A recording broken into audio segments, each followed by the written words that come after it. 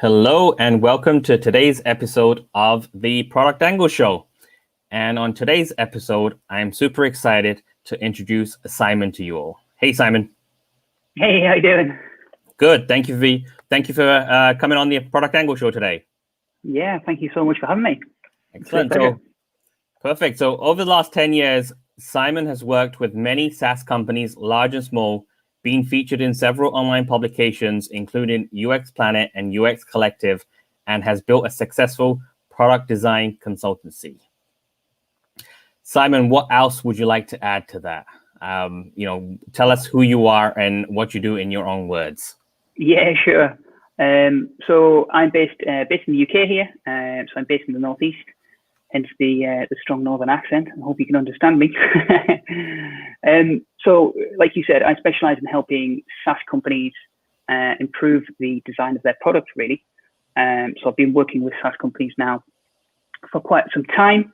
Most of the guys that I work with, they have a very passionate, very kind of small team, but they lack design expertise.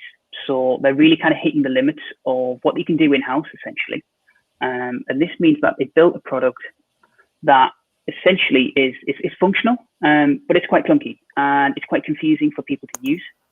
And that's why many of their new users are stumbling at the first hurdle and they're getting stuck. And that's where I come in. So essentially, I'm tasked with reducing the learning curve of their product and improving their overall onboarding experience. So making sure it's kind of intuitive as it should be, it's as easy to use as it should be, and it's as easy to learn as they portray. So that's kind of me in a nutshell.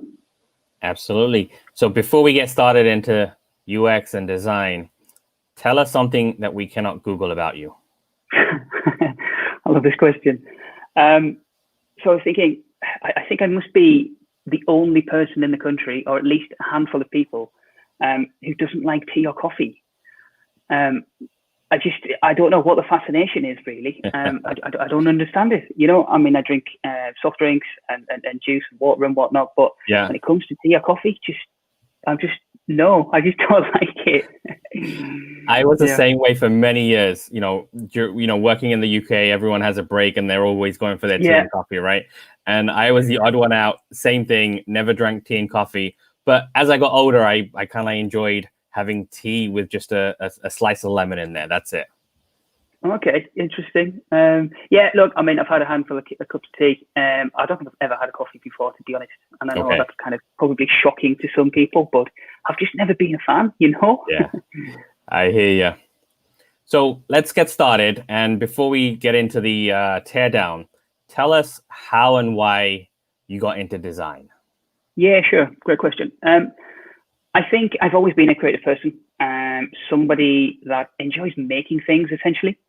I've been fascinated with design since a very, very kind of young age, fascinated with computers. I remember my dad buying our first computer back in early 2000s, and I was just never off it. That's when we had dial-up, 56K dial-up. Those were the days, right? You hear that ringtone and you're going online. Yeah, exactly. Are you on that bloody internet again? No. Don't worry about it. So, there's always kind of been an interest there. And that took me to university, and I went to university in University of Central Lancashire in 2009. I graduated. And then I kind of went on to get some experience in the industry in various different branding agencies and design agencies in Bristol. And then went on to contract for large tech companies.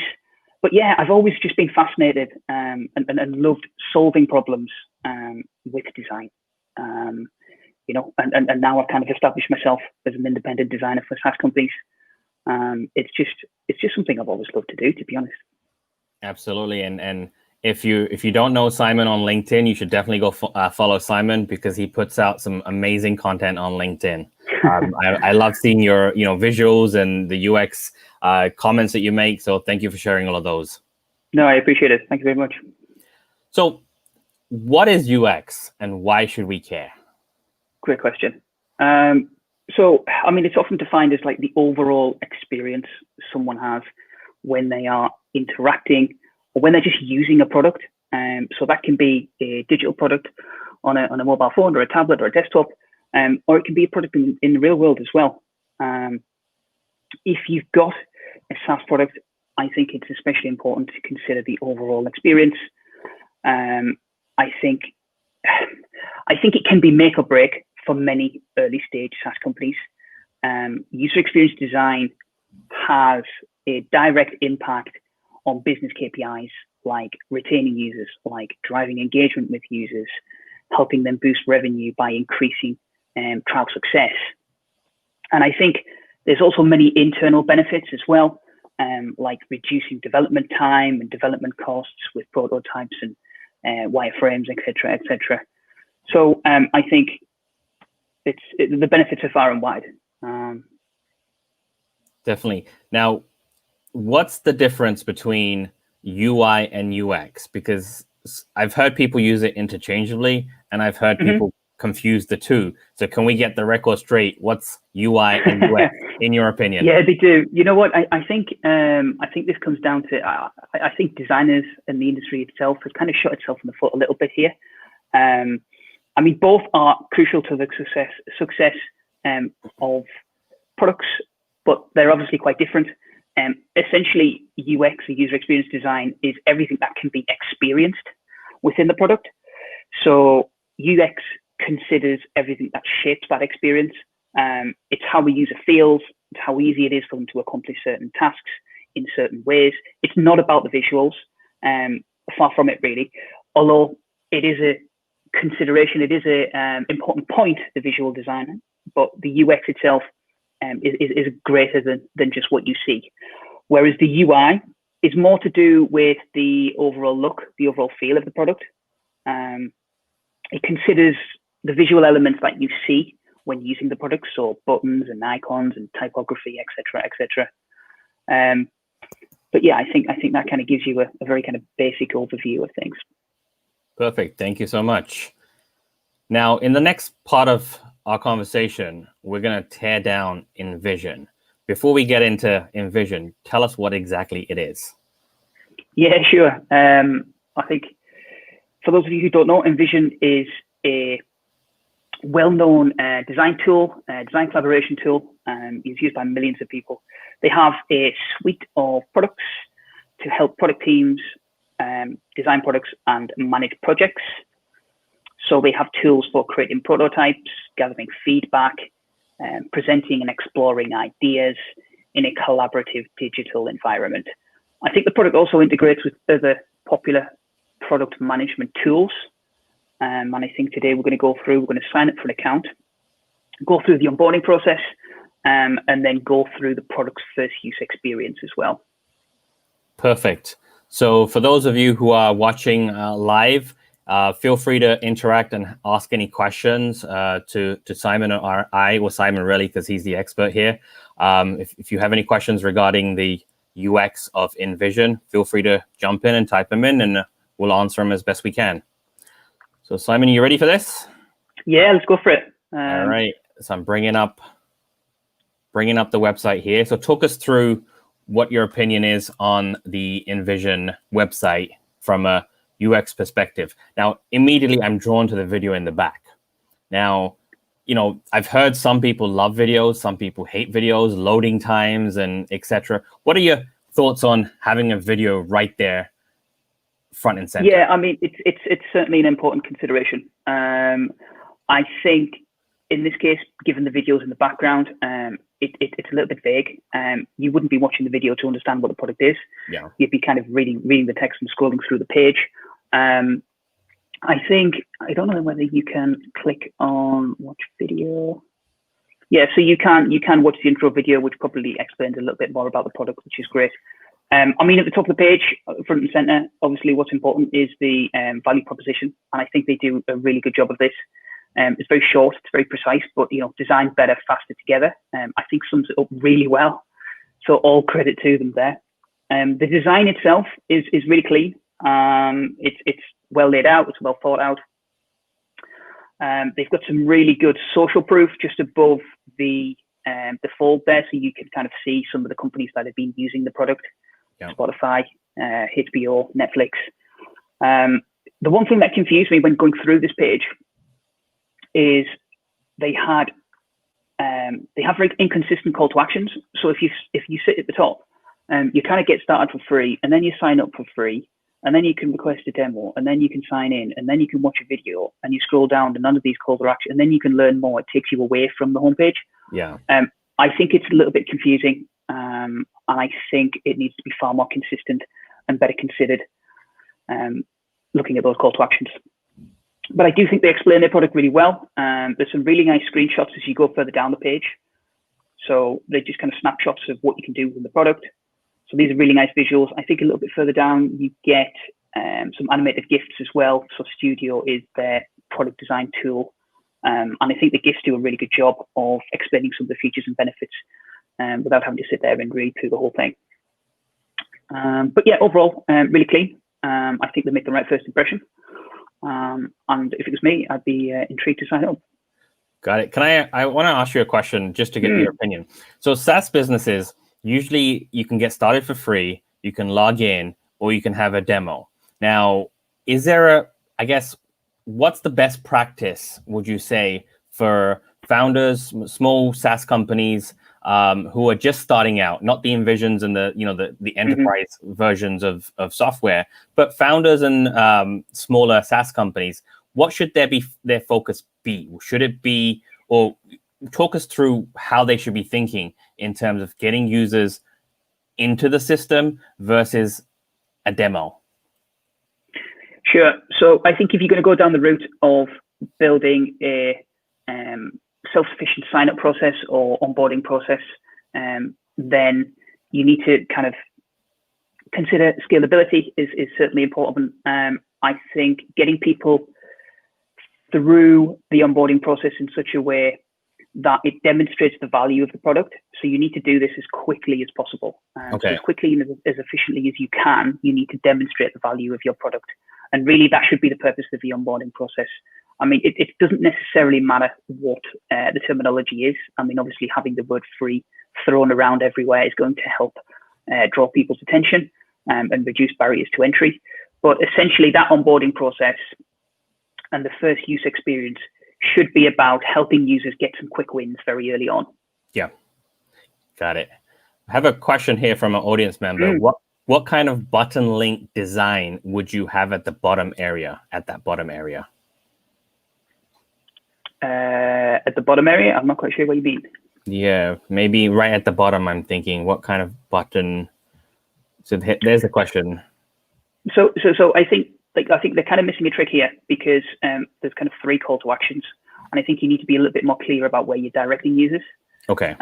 Are we getting started? Is that the same as sign up for free? I don't know until I've clicked it. Do I want to request a demo, or am I going to watch the video and see what this is all about? And I think there's some confusion there. And I think that confusion causes hesitation, and then hesitation, potentially could lead users to bouncing off the page. Fair enough. Okay, yeah. Instead of learn more, I think that was Sahil's question. Instead of learn more, yeah. I think at this stage, if you streamline where you want to take people, and you do a good enough job of explaining what the product is, then really there should be one primary call to action here, which would be taking people to sign up for the product. I think ultimately that should be the goal, is to get users to first get excited about using the product, and then getting them to click that button, and then going through that onboarding process. Perfect. So let's dive in. I'm getting excited here to see the breakdown. Cool. So let's sign in. Sign in. Should we sign up for free, or should we get started for free? I think it's the same thing. Yeah. Okay. So we're taken to the very first step of the process. So the nice thing about this is it's really simple, and it's really kind of easy to get started. Yeah. I think they've done a really good job of enforcing more social proof on the left-hand side here. So you've got a couple of testimonials about how other customers are using the product, which is great, and how they benefit from using it. You have a link back to signing in case you've made a mistake here. So that's quite crucial. But more importantly, there are no distractions here. So you are helping users get started by removing any friction and removing any distractions. So they keep going on about it being free forever, But also, I think what's important here is they stipulate that there's no credit card information needed. And I think that's going to help ease users' concerns around what it is they need to do to sign up. The only thing I would say about improving this is around reducing the effort on the user's behalf. So you've clicked sign up, but if this first field was automatically selected for you, then you wouldn't need to click in it, and you could simply start typing your email address in here. So I think that would be a very small win on this page. Got it. Now I'm just going to put an email address in here. It's a great first step. So if I pop your email address here, so you can see I pop the email in, and then it's displayed the continue button below. So I'll click that and we'll go through. So the nice thing about this second step is that they've obviously carried through my email address from the previous screen. So that's already kind of been auto completed, which is great. And the design of the form itself tends to lead me through the page, down the page to the sign up button. Now, let me ask you, if let's say now you've put in an email address and you realize, you know what, I don't really want it on that email address. Can I go back easily, or is it the browser back button? You can't. You can't. Okay. You can't go back at all. Yeah. Okay. I mean, that was going to be one of my points. You can't change your email. It's done. Okay. It's done. Yeah. It's kind of, you're sort of committed there. I think the purpose of getting asking the email as part of that first step is probably so they can sign you up to their email newsletter, I'd imagine. Yeah, makes sense. So if you were to kind of bounce out with this step, then at least they'd be able to reconnect with you at some point and try and get you back and to complete this process. Yep, fair enough. And then you ask for your name. So I can pop that in there. Yep. You don't mind if I sign you up here, do you? Yeah, not at all. Not at all. PRADIP, that's perfect. And you can create a password. You can just share it with me after the session. Sure. So one other thing I would say about password here is, like, I like the fact that they haven't included confirmation password fields. Again, it's more effort for users, creates some resistance, and it's just not necessary. But what they have kind of missed a trick here is explaining more about what the rules are around the password. Yeah. So, okay, right now it's telling me there's 6+ characters. But I don't know that if I click in here, because when I start typing, that disappears for me. And I also don't know if there are any other password rules as part of this process. Caps, special characters, things like that, right? Yeah, exactly. Yeah, exactly. So they just need to be a little bit more clear on that. Okay. But yeah, let me create a password here for you. And we shall sign up for the product. All right. So I'm waiting on an email.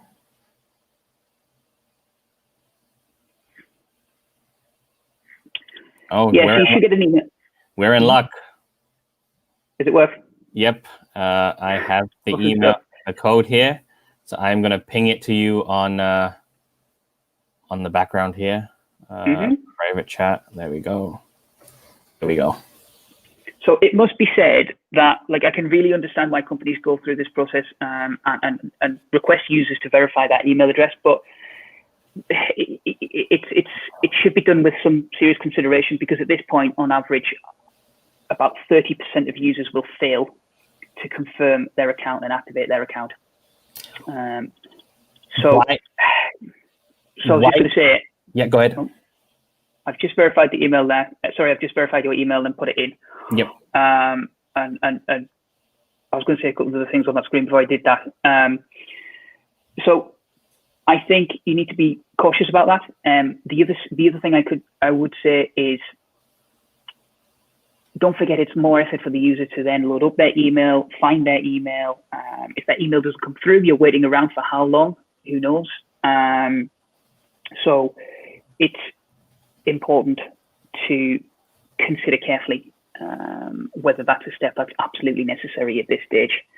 I mean, the other thing you could do is if you want to kind of alleviate that concern, You could remove it, or you could put a link within the screen to a popular email client. So that's just like a hyperlink to your email address. So, if it goes to mail.google.com, then you'll be able to kind of load that up quicker and get hands on that code so you can get cracking. What's the thinking behind having a code or verifying that email? Why do we need that versus me signing up with my email, telling them I'm a solo person, and just getting in there and using the software?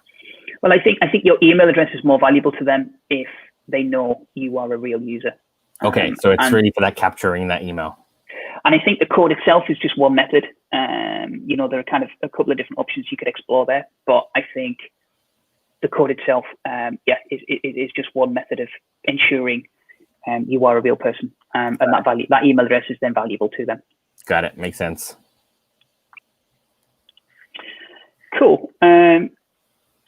So then we're taken to the next step, which is what do you want to work today? What do you want to work on today? Or so should I say, how are you working? So we can either choose a team or we can choose solo. I'm not quite sure. Have you got any preference on this? Let's go solo because I don't have a team right now. Cool. Does it make a difference in terms of the onboarding in your experience? I'd imagine if you've got a team, then they'll probably start asking you to invite your team members. Yeah. Which is fair enough, but at the same time, I've not really received any value from using the product, so I don't know how proactive I would be in sharing email addresses of my colleagues if I'm not sure this is the right product for me. It's kind of a double-edged sword. Yeah, I gotcha. We'll go solo. Yeah. And we'll see what that brings up.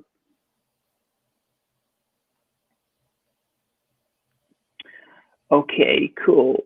So it's asking us now, it's starting to kind of personalize the experience a little bit, which I'm all for. It's asking me what I do. So this is kind of really interesting. Like if I'm going to go through this step and start kind of telling them more about who I am and how I work, I'd like to know how it's going to benefit me.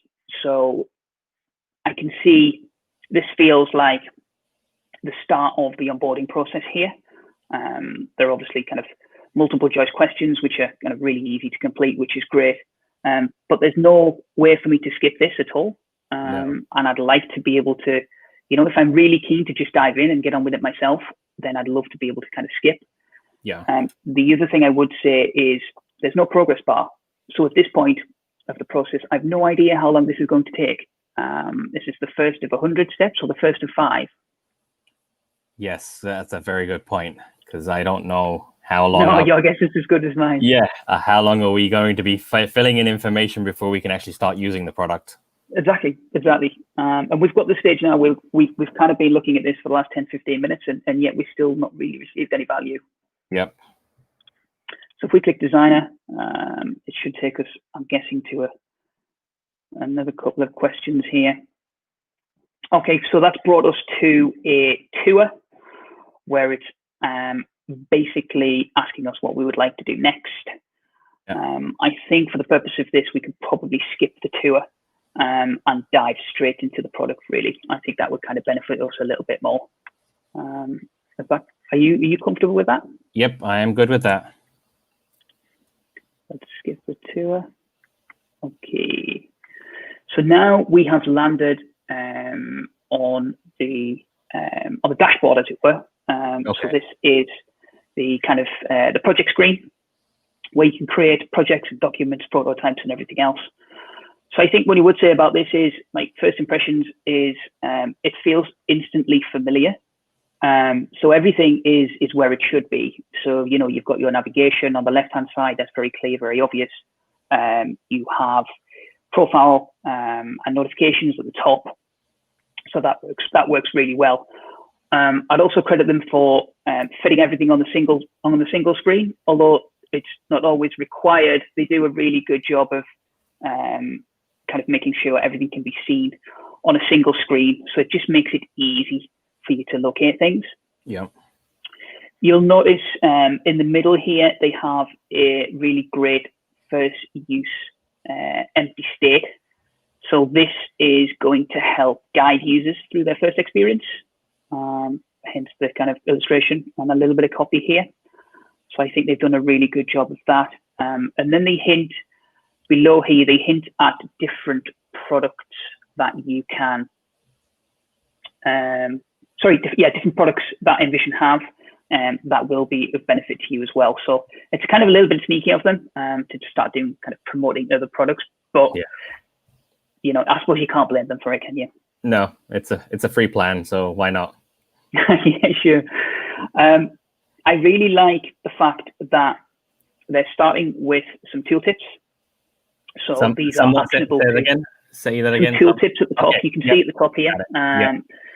So they're starting off with some tooltips, and they're actionable. So they're going to kind of lead me through that first experience to make sure that I don't get lost really easy. I like the fact that I know there's only 4 of them. And I like the fact that they're going to start showing me different parts of the interface itself and how I can kind of benefit from using it. Got it. Can you just go through the 4 since there's only 4? Yeah, let's go for it. Yep. So the first one is talking about documents. The second one is creating something from scratch. Okay. Hence the create button at the top right there. And then you can start organizing things in spaces. Effectively as a folder, right? A space is like a folder. Yeah, exactly. And then you can manage your team. So this I guess is where you'd probably be taking to if you chose the team plan early on in the process. Got it. Thank you. So we click got it, and essentially that's our dashboard. I think they do a really good job here. Like it's really nice and clean. They carry the brand very well from the website. I think it's really strong. It's well laid out. Like I said, it's a familiar experience, which is what a new user wants when they first start using a product. Fair enough. And then you got the create button in the top, which is pushing you to create something, and then you have the start creating in the middle as well. So that's effectively going to be your first step that they're trying to push you towards. It is, yeah, absolutely. I mean, the other thing that they could do here, and I think it's certainly a consideration for SaaS products that are quite complicated, is to use a onboarding checklist. Okay. So an onboarding checklist would typically consist of maybe 4 or 5 different tasks or items the user would go through to learn how to use the product. So it might be a good alternative to the tooltip that they just showed us previously, because whilst that showed us around, it didn't really get us to do anything. No. Whereas an onboarding checklist, which would be kind of present on the dashboard itself, would be a good way of motivating users to continue to use the product and explore different areas, but do it themselves, Got it. So then if you were to put that in, if you were to build something like that, would you take the left half of the screen maybe to create your first document and then have the right hand of the screen for the checklist, or would you create another tab, above where it says all documents created by me? And where would you position it is what I'm asking. I would position it front and center. So okay. I think it should be near the top of the page. I'm trying to think who does this really well. I think Zapier do this really well. They've got an onboarding checklist on their dashboard, or they had done last time I saw it. So it would be really kind of beneficial for them to do something like that and go down that route. Perfect. That sounds interesting. The checklist does help, I think, because you don't know everything the software is capable of. So at least you can play around with different areas. Yeah, I mean, I think like the tooltip that we just went through is a very kind of subtle introduction, and it starts to get me thinking about how I can use the product. But I think if you want to point users to certain places, the checklist would be a great way of doing that. Got it. Now, the questions that they asked before we saw this screen, the 2-3 questions that they had asked, is that to try and drive us towards a particular product that they want to offer to us down the road? Or why do they not need to know if I'm a product manager, a designer, a founder? What do you think they do with that information? Or how can it help them? I think it will help them, and it will probably have put me and my email address into a certain email newsletter. Okay. So if they know I'm a designer, or if they know I'm a product manager, then I'll probably be receiving different emails depending on my needs. Got it. So that. But I mean, as a user, and when you're using the product for the first time, like ultimately, like I don't really care about that. I care about using the product and getting some value from it. Yeah. And unfortunately, we've gone through that process and we've answered those questions, but there's been no real kind of personalization here. And I think they would have benefited a lot from taking that step further, you know? Definitely. So if I'm a product manager, have some kind of different screen to what's relevant to me versus a designer or a founder. Yeah, I think we should have continued that onboarding process, taken it a step further, and used my answers to personalize it a little bit more and introduce me to the product in a different way. That's a good point.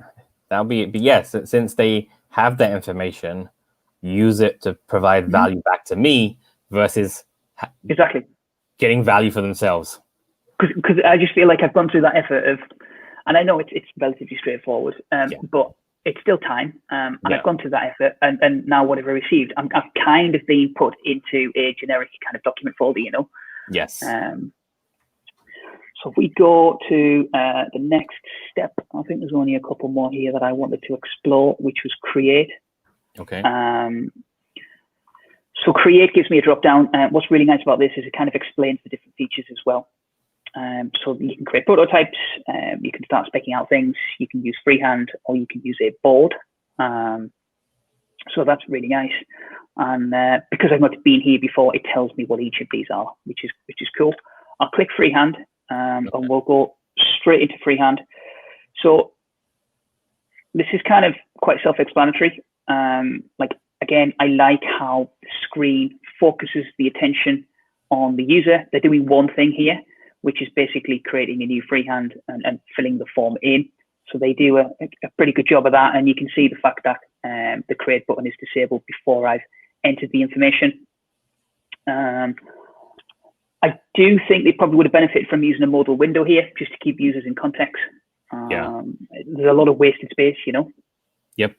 And I'm assuming hopefully this is just one piece of information they need. As soon as you hit, is it create, we can get right into creating, right? Let's try it. Okay, so I'm just going to go, just going to type in test, and then you can see that button's now illuminated, and we click create. Okay, so this is where that numbering, 1 of 4 screens or whatever would have been very helpful. Exactly. Because I'd probably want to see something very different here if I was a product manager or a product owner or a project manager.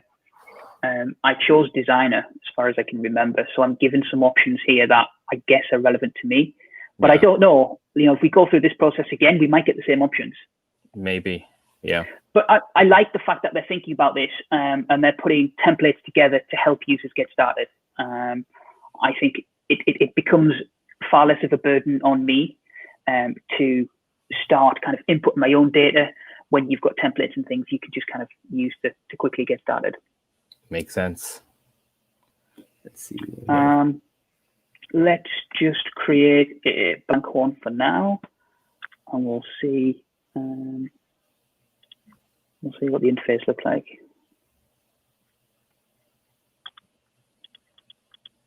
Interesting. So if we click on something, like I'm sitting here as a user wondering, have I clicked? Is it working? Is it broken? Is something loading? So at this point, you kind of want to be telling users what's going on, because they're going to get confused and they're going to leave, So I'll tell you what I'm going to do. I'm going to close it down, or not. I'm going to refresh the page. Okay.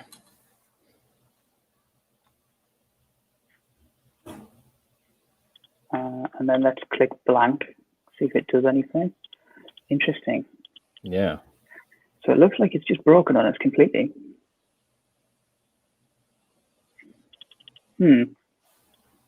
That's strange.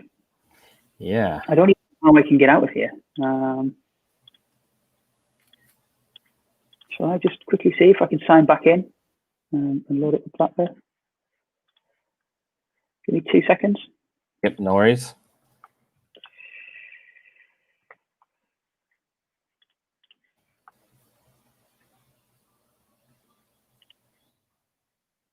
No, it doesn't seem to want to work for some reason.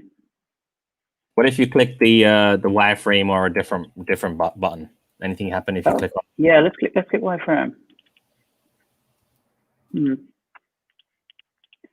it wouldn't be a good first impression if this was the first time you're using the product, would it? No, not at all. I mean, like, you're excited to use it. You've gone through that whole onboarding process. You've signed up for the product, and then you're like, right, let's get started. Yep. And then you run into problems, and then you think, right, is there another tool out there that I can use? You know.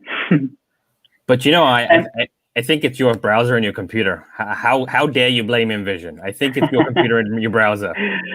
Yeah, maybe it's my internet connection or something. I don't know. No, I'm just messing around. Unfortunately, that doesn't seem to be working, and there's no way around it on the live website. We can revert back to one I made earlier if you'd rather do that, and then we can just finish up by looking at the freehand itself. Yep, that definitely. The screenshots are relatively similar. That's the beauty of doing a live demo. Indeed. Okay. I got can you see screen. the screenshot? Yep, I can bring it up here. So that's where we were. Okay. This is just a screenshot. So if we click, or theoretically click blank, then we are taken to the next screen, which is where we can start creating or sketching ideas as part of this flow. So again, you can see the interface is really clean. It's really minimal. It's not very kind of intimidating to users, and I think that's a really important point. Yeah. Again, we're given sort of action-driven tooltips for the second time. I'd kind of be hesitant about how many of these you're going to use. In reality, you should kind of keep them to a minimum. I think at this point they're starting to overuse them a little bit. Yeah. And I think they need to be careful of that. But yeah, they're using kind of recognizable icons on the left-hand side here, so most people understand what these mean. And as you hover, I can't hear because it's a screenshot, but as you hover, you understand what each of these different tools do. But I guess the idea is to either skip, which is good. You know, it's good that they kind of give us that option. But I guess the idea is to go through the different screens to show us what the different tools do. So now it's taken us to different parts of the interface. Got it. And now it's telling me how to present my work. And now you can use the pen tool by clicking on the left, and then you can start scribbling, and you can kind of create some ideas out there as well. Perfect. So yeah, I think, like, overall, I think InVision has a pretty good onboarding process. I think with a few minor tweaks here and there, it could be great. I think that they should start to provide a little bit more immediate value up front. I think there's a lot of effort on the user's behalf, as you've seen. There's a lot of things for me to fill in. There's a lot of things for me to do before I reach the stage where I'm actually using the product. So I think they need to do a better job of getting users to that aha moment quickly and more reliably.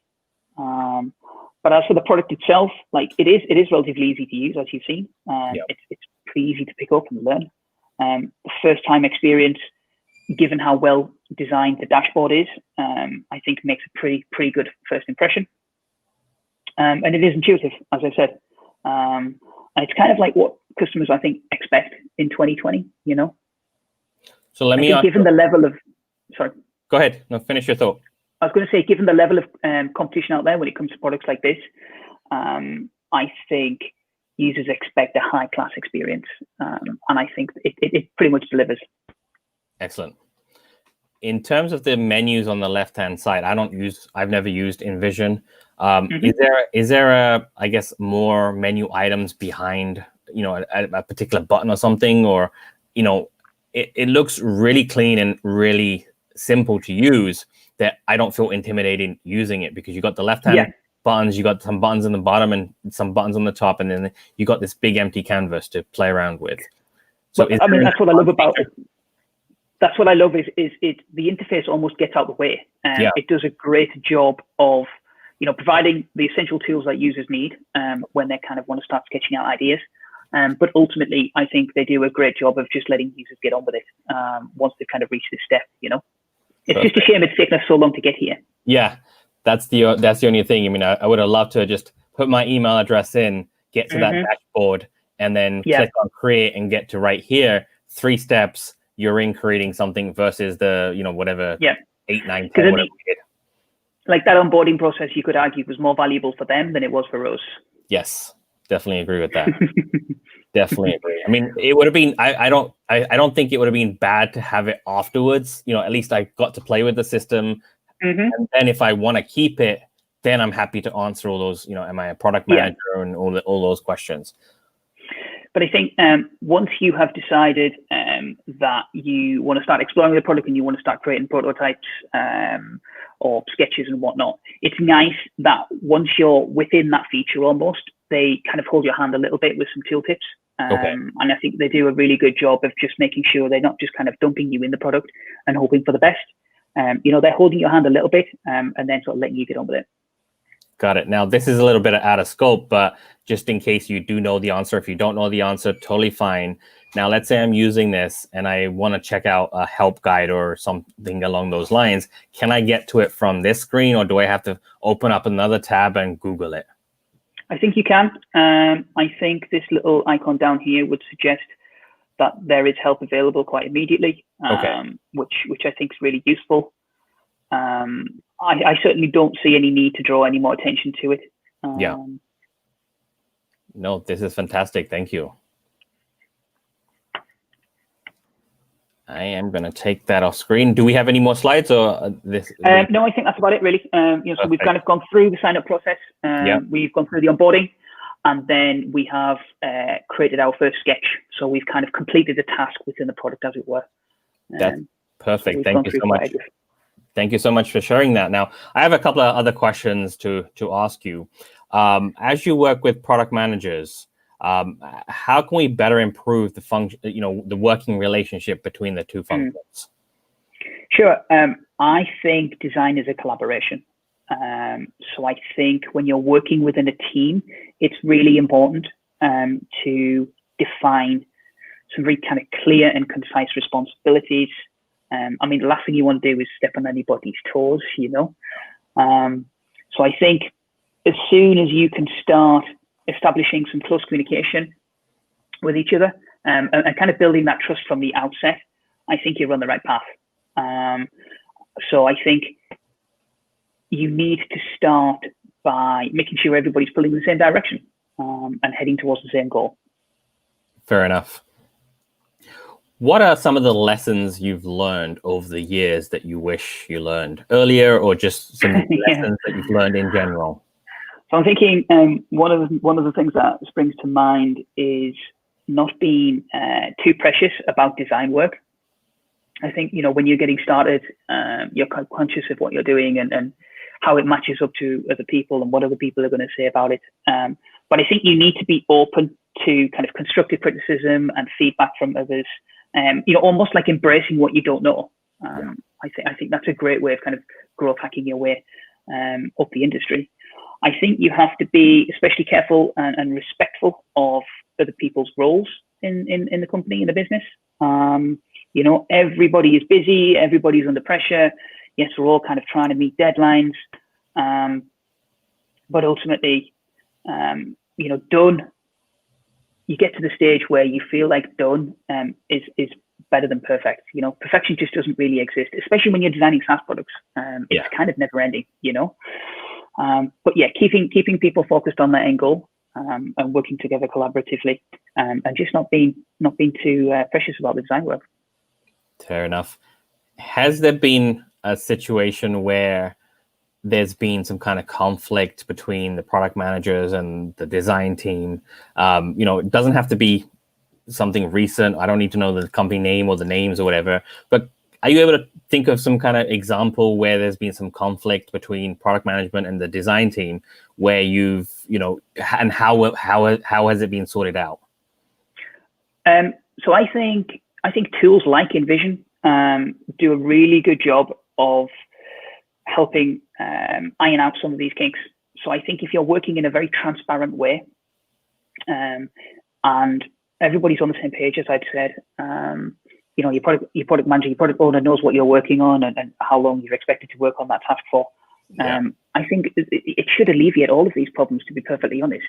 So I can't think of a specific time when there was a conflict, but I know from using the right tools and making sure the communication is frequent, as often as it can be, then just checking in with people, I think can really help facilitate those relationships.